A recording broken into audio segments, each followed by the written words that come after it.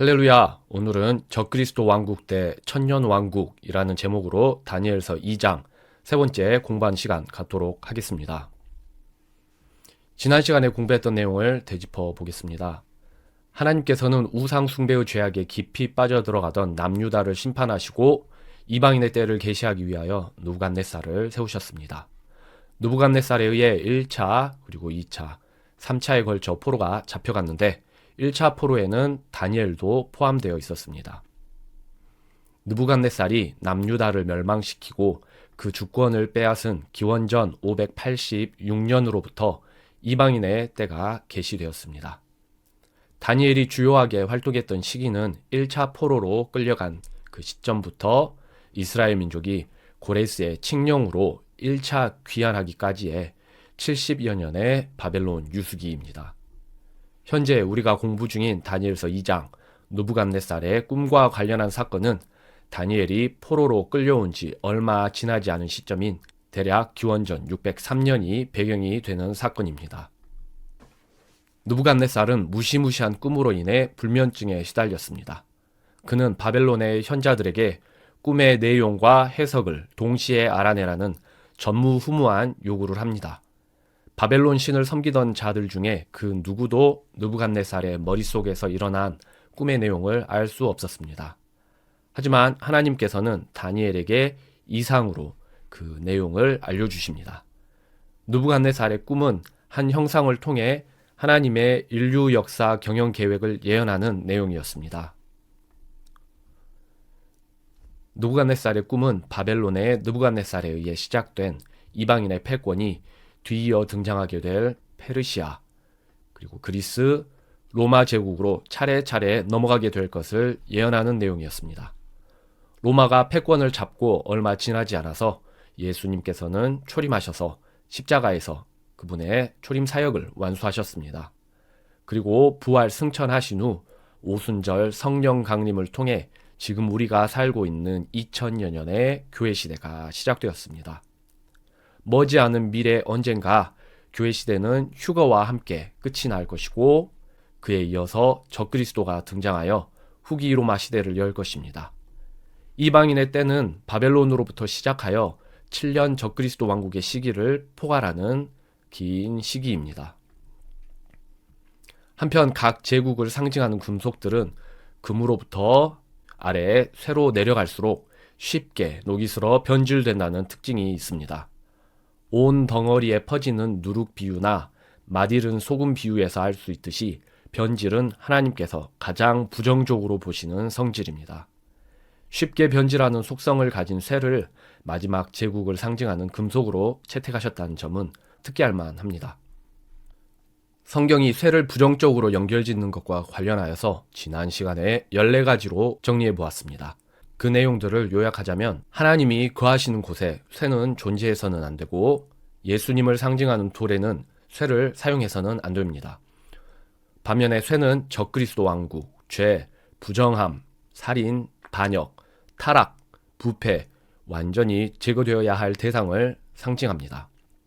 그러므로 로마 제국이 쇠로 비유된 것은 그 왕국이 도저히 하나님과 함께할 수 없는 부정한 속성을 가질 것이며 그 부정함이 제국의 끝, 적그리스도 왕국에 이를수록 극심해질 것을 상징하는 것이라 이해할 수 있습니다. 지난 시간 말씀을 참조하여서 복습해 보시기 바랍니다. 지난 시간 공부한 내용 중 특별히 유념해야 할 것 또 한 가지는 네 번째 왕국에 대한 다니엘서 2장의 기록입니다. 네 번째 왕국은 다리와 10발가락 부분을 구분해서 보아야 합니다. 다리 부분은 고대 로마로부터 시작하여 진행되어 온 과거 중심의 역사이고 쇠와 진흙이 섞인 발 부분은 미래의 적그리스도 왕국을 상징하는 것임을 구분하는 것이 매우 중요합니다. 다니엘서 2장은 적그리스도 왕국과 관련하여서 쇠와 진흙 상징을 매우 적극적으로 사용합니다. 42절과 43절에서 이를 각각 사용하고 있는데 중요한 점은 각 구절에서 서로 전혀 다른 의미로 사용된다는 점입니다. 42절에서는 쇠와 진흙을 통해 강한 듯하나 불안정한 적그리스도 왕국의 특징이 강조되었습니다. 그런데 43절에서는 쇠와 진흙을 통해서 사람들의 씨에 다른 무언가를 섞고자 시도할 사탄의 전략이 강조되고 있습니다. 사람의 씨를 다른 것과 섞고자 했던 사탄의 최초 전략은 멀리 창세기 6장까지 거슬러 올라갑니다. 창세기 6장, 하나님의 아들들인 천사가 사람의 딸들과 결합했던 사건이 가장 대표적입니다. 이후에 19장에서도 사람이 천사와 관계를 추구했다가 멸망당했던 소돔의 사례가 등장합니다. 이러한 전례를 토대로 생각해 볼 때에 말세에 사람들의 씨와 섞고자 하는 사탄의 전략은 천사와 사람의 결합으로 재현될 수도 있을 것으로 보입니다. 또 한 가지 가능성은 트랜스 휴머니즘과 같이 과학기술을 이용하여 인간을 비인간화시키는 방식으로 사람들의 씨를 훼손할 가능성입니다. 성도는 하나님과 무관한 영생을 약속하며 인간을 짐승화시키고 있는 현대기술의 방향성에 대해서 긍정적으로만 제시하는 이런 뱀과 같은 혀에 속지 말고 경각심을 가지고 바라볼 필요가 있습니다. 지난 시간에 공부했던 이런 내용들은 성경적 세계관을 구성하는 데 있어서 중요한 요소들이기 때문에 복습을 거듭하시면서 내 것으로 만들어 가시기 바랍니다. 한편 성경은 이방인의 때의 마지막 왕국인 적그리스도 왕국이 하나님의 손에 의해 종말을 맞이하게 될 것을 약속하고 있습니다. 오늘은 다니엘서 2장의 남은 부분을 통해서 하나님께서 이방 왕국의 때를 어떻게 끝내시고 그 이후에는 어떠한 영광스러운 미래를 준비하고 계시는지를 공부하도록 하겠습니다. 하나님께서 건설하실 왕국의 등장, 다니엘서 2장 44절. 이 왕들의 시대에 하늘의 하나님께서 결코 멸망하지 아니할 한 왕국을 세우실 터인데 그 왕국은 다른 백성에게 남겨지지 아니할 것이며 도리어 이 모든 왕국들을 부수어 산산조각 내서 소멸시키고 영원히 서리이다. 느부갓네살의 꿈에 등장하는 형상은 이방 왕국의 패권이 바벨론으로부터 후대로 넘어가는 과정을 보여주고 있습니다. 그런데 그러한 금속 형상의 일부분으로서 제시된 이방 왕국들과는 완전히 차별화된 또 다른 한 왕국이 소개됩니다. 하늘의 하나님께서 세우실 이 특별한 왕국에 대해서 44절은 몇 가지 특징을 제시하고 있습니다. 기존의 이방 왕국을 박살내고 등장할 새 왕국의 특징을 44절은 다음과 같이 세 가지로 제시합니다. 첫째, 이 왕국은 하늘의 하나님께서 직접 건설하신다. 둘째, 이 왕국은 이방 왕국들을 산산조각 내면서 등장한다. 셋째, 이 왕국은 영원히 지속될 왕국이다. 이 모든 조건을 만족시키는 왕국은 재림 예수님의 천년왕국뿐입니다.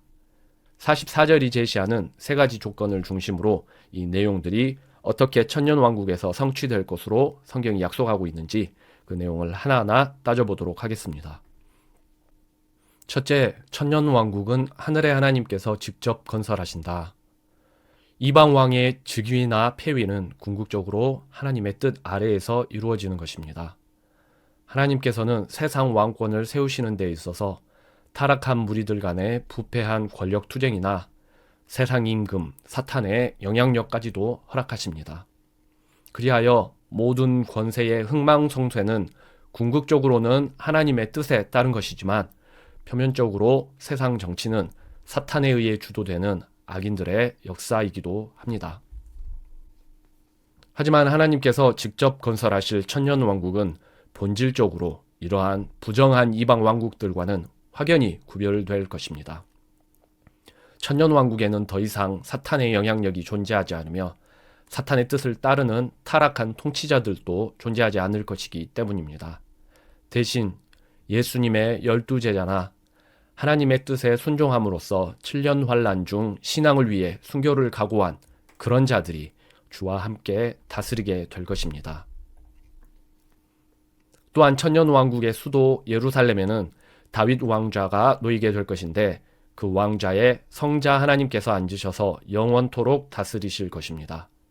악한 자들의 통치가 허락되는 이방인의 때와는 달리 천년왕국에서는 왕국의 건설에서부터 통치에 이르기까지 하나님께서 모든 영역에 직접 개입하시며 그분의 거룩하신 뜻을 성취해 가실 것입니다. 둘째, 천년왕국은 이방왕국을 산산조각 냄으로써 등장한다. 이방왕국 중 가장 마지막에 등장할 왕국은 후기 로마인 적그리스도 왕국입니다. 적그리스도는 말세에 등장할 것인데 그는 세상 민족들과 연합하여 하나님을 대적할 것입니다. 적그리스도가 주도하는 세상 민족과 창조주와의 전쟁이 그 유명한 아마겟돈 전쟁입니다. 하지만 하나님의 적을 자처한 그들의 오만 방자함은 재림 예수님에 의해 끝이 나게 될 것입니다. 그들은 포도즙들 속의 포도처럼 으깨어져서 공중의 새들의 만찬에 활용되는 비극을 맞이하게 될 것입니다. 셋째, 천년왕국은 영원히 지속될 왕국이다. 천년왕국은 장차 영원한 왕국으로 통합됩니다. 천년왕국을 영원한 것으로 표현할 수 있는 이유는 천년왕국의 끝에 예수님께서 그분의 왕국을 하나님께 올려드리실 것이기 때문입니다. 이로써 천년왕국은 하나님께서 다스리시는 영원한 왕국으로 통합되고 하나님께서는 만유의 주제로서 모든 것 가운데에 계시게 될 것입니다. 고린도전서 15장 24절. 그 뒤에 끝이 오는데 그때에는 그분께서 모든 치리와 모든 권세와 권능을 물리치시고 왕국을 하나님 곧 아버지께 넘겨드리시리라. 모든 것이 그리스도께 굴복될 때에는 아들도 모든 것을 자기 아래 두시는 분께 친히 복종하시리니 이것은 하나님께서 모든 것 안에서 모든 것이 되려 하심이라. 그리하여 44절에 이 세 가지 조건이 만족되는 왕국은 재림 예수님의 천년왕국인 것을 알 수 있습니다. 현재 우리가 살아가는 교회 시대는 교회의 휴거와 함께 끝이 날 것입니다. 그 이후에는 7년 환란이 있을 것인데 이 시기가 적그리스도 왕국의 때입니다. 7년 환란 끝에 예수님께서 재림하셔서 천년 왕국을 세우실 것이고 이 천년 왕국은 다니엘서 2장 44절에 세 가지 조건을 만족시키는 왕국임을 앞서 살펴보았습니다. 천년 왕국의 천년이 지나면 기존의 하늘과 땅은 사라지고 계시록 21장, 22장이 말씀하시듯 새 창조가 있을 것입니다. 이때에 예수님께서는 천년 왕국을 아버지께 넘겨드리시고 예수님께서 다스리시던 다윗 왕자는 영원한 아버지의 왕좌에 병합될 것입니다. 그러한 의미에서 천년 왕국은 영원한 왕국의 시작이라 할 수 있는 것입니다. 머리부터 열 발가락까지 하나의 통합된 실체. 다니엘서 2장 44절에서 이방 제국을 대표하는 4개의 왕국은 한꺼번에 산산조각 나서 소멸되는 것으로 표현되고 있습니다.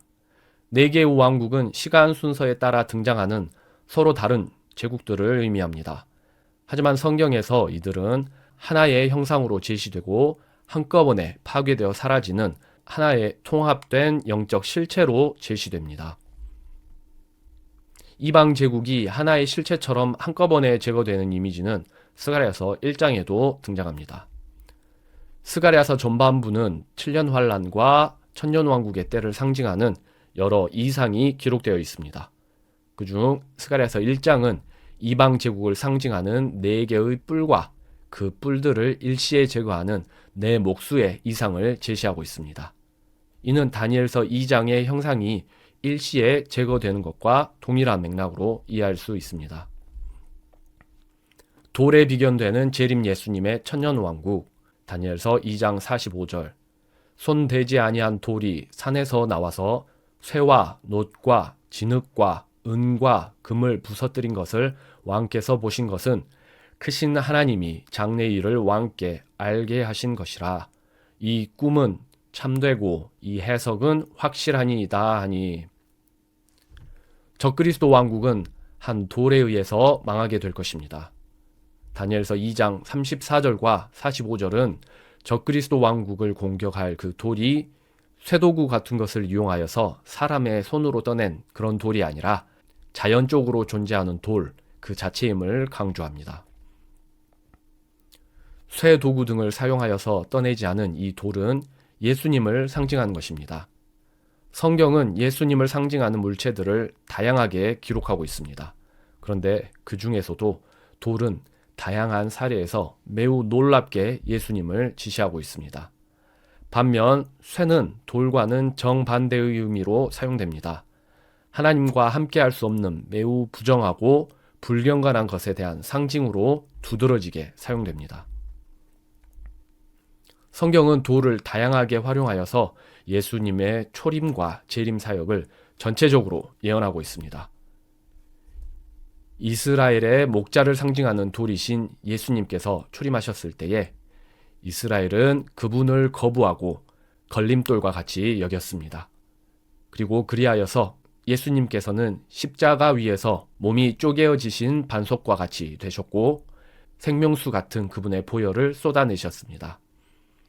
하지만 쪼개어지신 예수님께서는 모퉁이 돌이 되셨고 교회는 그분을 기초로 하여 세워졌습니다. 조만간 이방인의 충만한 수가 차서 예수님의 몸된 교회가 완성이 되면 교회는 약속된 대로 휴거가 되고 이방인의 때의 마지막을 알리는 적그리스도 왕국이 이 땅 위에 세워질 것입니다. 그 시기를 끝내기 위해 예수님께서는 손으로 뜨지 않은 돌같이 재림하셔서 적들을 파괴하시고 천년왕국의 모퉁이 돌이 되셔서 천년왕국을 통치하실 것입니다.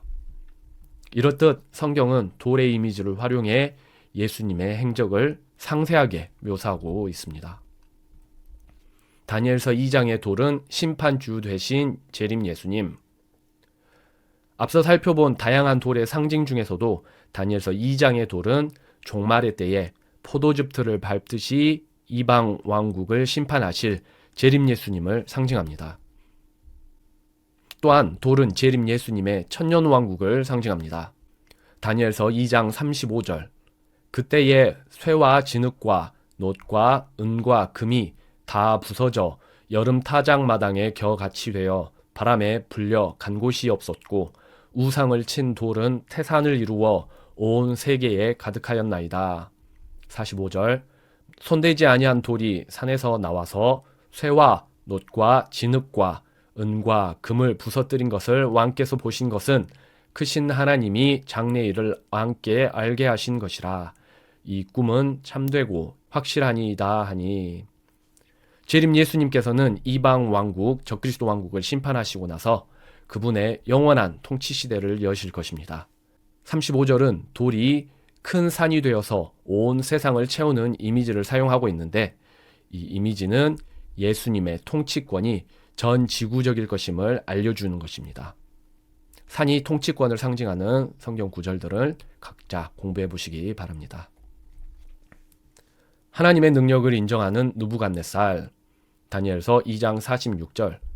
그때에 느부갓네살 왕이 얼굴을 땅에 댄 채 엎드려 다니엘에게 경배하고 명령하여 그들이 그에게 봉헌물과 향기로운 향을 드리게 한 뒤 왕이 다니엘에게 응답하여 이르되 내가 이 은밀한 일을 드러낼 수 있는 것을 보니 진실로 너희 하나님은 신들의 신이시요 왕들의 주시며 은밀한 일들을 드러내시는 분이시니라 하고.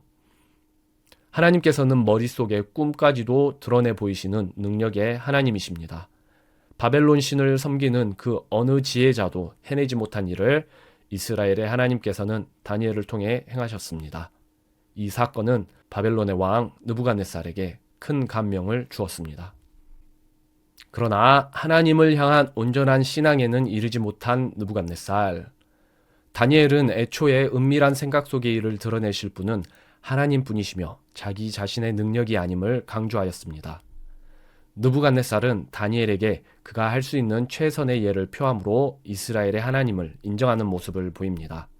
다만 느부갓네살의 고백으로 미루어 보건대 그가 생각을 감찰하시는 하나님의 능력을 인정하기는 했으나 인류 역사를 그분의 계획대로 이끌어갈 수 있는 전능하신 분임을 온전히 믿는 데에는 이르지 못한 것으로 보입니다.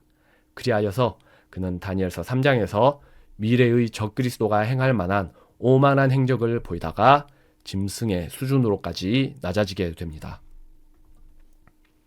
비천한 상태에 이른 느부갓네살은 그때에야 비로소 역사를 경영하시는 하나님의 능력과 그분의 천년왕국을 찬송하는 신앙을 갖게 됩니다. 이방인의 때를 계시한 위대한 세상 왕이 그 이방 제국을 끝내고 등장하실 하나님의 천년 왕국을 믿고 하나님을 향한 온전한 찬양에 이르게 되는 놀라운 사건에 대해서 4장에서 공부하겠습니다.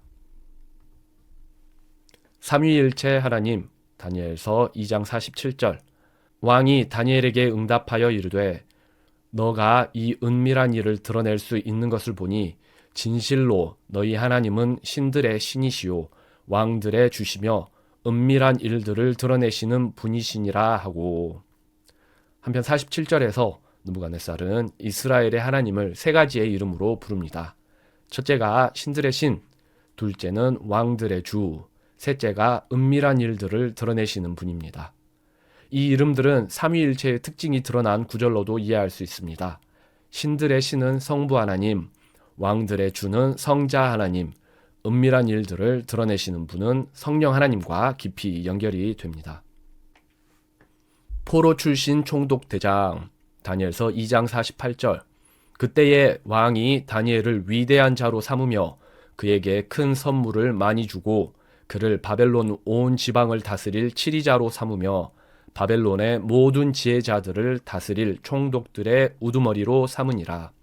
그때에 다니엘이 왕에게 요청하매 왕이 바벨론 지방의 일들을 관할하게 하려고 사드락과 메삭과 아벳누고를 세웠으나 다니엘은 왕의 문에 앉았더라. 느부갓네살은 다니엘의 뛰어난 공적과 능력을 인정하여 그를 최고의 지위로 높였습니다. 또한 세 친구들 역시 다니엘의 청으로 중용되게 됩니다.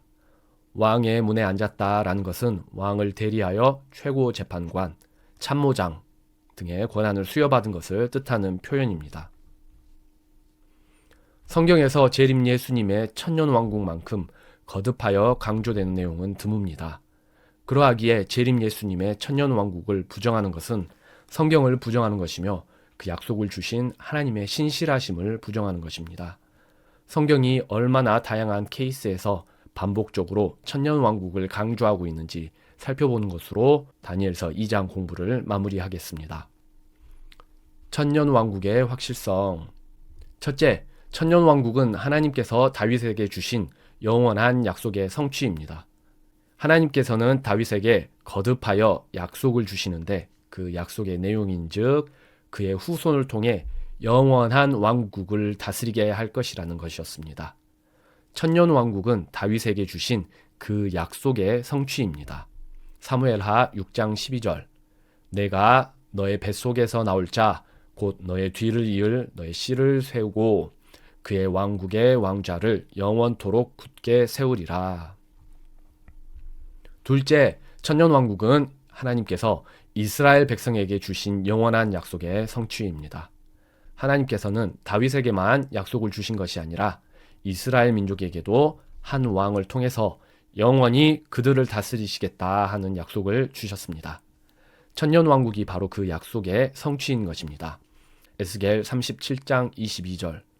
또 내가 한 왕이 그들 모두에게 왕이 되게 하리니 그들이 내가 내 종 야곱에게 준 땅에 영원히 그 안에 거할 것이요 내 종 다윗이 영원히 그들의 통치자가 되리라. 셋째, 하나님께서는 천년왕국을 약속하셨을 뿐 아니라 그 약속을 맹세로서 보증하셨습니다. 진리의 맹세로서 천년왕국이 결코 변치 않는 하나님의 뜻임을 선포하신 것입니다. 시편 89편 3절. 내가 나의 택한 자와 언약을 맺었나니 내가 내 종 다윗에게 맹세하기를 내가 너의 씨를 영원히 굳게 세우며 너의 왕좌를 모든 세대에 이르도록 세우리라 하였노라. 셀라. 넷째, 천년왕국의 약속은 마리아에게 재확인되었습니다. 마리아의 태중에 있는 예수님을 통해 다윗과 이스라엘 민족에게 주신 영원한 왕국의 약속을 하나님께서 성취하실 것임을 확실히 하셨습니다. 누가복음 1장 30절. 그 천사가 그녀에게 이르되 마리아야 너가 아들을 낳고 그의 이름을 예수라 하리라. 주 하나님께서 그의 조상 다윗의 왕좌를 그에게 주시리니 그가 영원토록 야곱의 집을 통치하며 그의 왕국이 무궁하리라. 다섯째, 예수님께서는 천년왕국을 제자들에게 약속하셨습니다. 예수님께서 왕국을 세우실 것인데 그 왕국에서 제자들이 이스라엘 민족을 재판하는 권세를 받을 것이 약속되었습니다. 누가복음 22장 30절. 너희가 내 왕국에서 왕좌에 앉아 이스라엘의 12지파를 재판하게 하리라. 여섯째, 천년왕국은 예수님의 핵심 가르침 중에 하나였습니다. 개역개정에서 천국 또는 하나님 나라로 번역된 많은 것들이 하나님께서 건설하실 하나님의 왕국, 즉 천년왕국을 지칭하는 것임을 염두에 둘 필요가 있습니다. 이 하나님의 왕국은 예수님의 핵심 가르침이었습니다. 주기도문에서도 하나님의 왕국이 임하기를 기도하라고 예수님께서는 제자들에게 가르치셨습니다.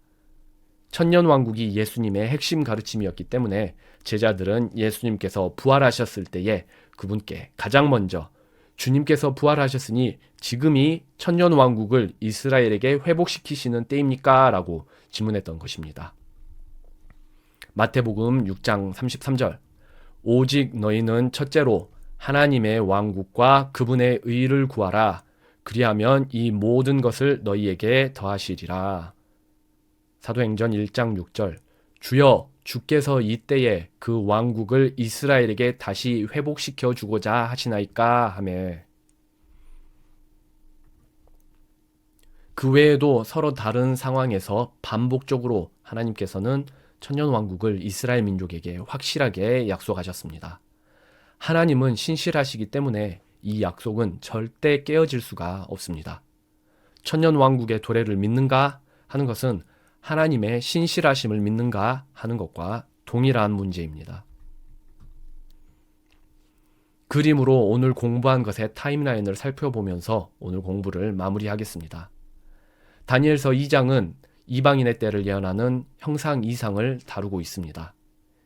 이방인의 때는 바벨론이 남유다를 멸망시키며 시작이 되었습니다. 바벨론의 패권은 이후에 페르시아, 그리스, 그리고 로마로 넘어갑니다. 예수님의 초림 당시는 로마가 패권을 쥐고 이스라엘 민족을 다스리던 때입니다. 예수님께서 온 인류 구원을 위한 초림 사역을 완수하시고 십자가에서 돌아가신 후 2000여 년의 교회 시대가 시작되었습니다. 이 교회 시대는 휴거와 함께 끝이 날 것입니다. 그 후 적그리스도가 등장하여 그의 왕국을 세울 것인데 이 시기는 전기 로마와는 구분되는 후기 로마로 이해할 수 있습니다. 또한 7년 환란기라고 부르기도 합니다. 네 번째 왕국인 로마는 예수님의 초림 그 이전부터 시작하여서 적그리스도 왕국에 이르기까지를 모두 포함합니다.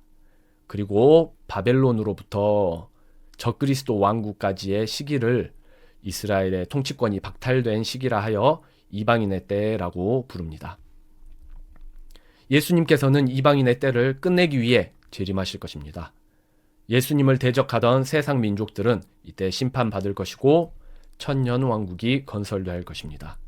그것이 오늘 공부한 손으로 뜨지 않은 돌의 내용인 것입니다. 오늘 공부한 말씀을 결론 맺겠습니다. 성경은 다윗 계통의 왕이 영원히 통치할 천년 왕국의 도래를 가르치고 있습니다. 하지만 무천년주의, 후천년주의 등 성경의 명백한 진리를 부인하는 인본주의 학설은 하나님의 왕국이 이미 이 세상에서 시작되었다고 주장하거나 또는 그러한 왕국이 영적인 것일 뿐 실제로 임하는 것이 아니라 주장합니다.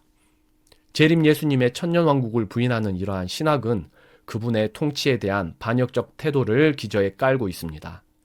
신학의 틀로 성경을 재단하기에 앞서 성경 말씀을 진리로서 존중하는 태도를 가진다면 재림 예수님의 천년왕국은 당연한 결론이 될 수밖에 없습니다. 다니엘은 나라가 망하고 포로로 잡힌 상황 하에 있었지만 하나님께서 이스라엘을 완전히 버리신 것이 아니라 극히 영광스러운 미래 왕국을 계획하고 계심을 깨달았습니다. 또한 계시하신 바를 이루실 하나님의 거룩하신 뜻과 능력을 무한히 신뢰했습니다. 그리하여 눈에 보이는 생사여탈권을 쥐고 뒤흔드는 사악한 이방 권세 앞에서도 다니엘은 더 크고 놀라우신 주 하나님께만 시선을 고정하였습니다. 하나님을 신뢰함은 하나님의 능력을 아는 것에서부터 시작됩니다. 하나님의 능력을 알기 위해서는 그분의 능력을 기록하고 있는 성경을 알아야 합니다. 이번 한 주간 말씀 속에서 하나님의 전능하신 능력을 깨닫고 약속의 말씀 가운데서 소망을 찾으며 다니엘과 같이 두려움 없는 풍성한 경건의 열매 맺는 한 주 되시기 기도합니다. 감사합니다.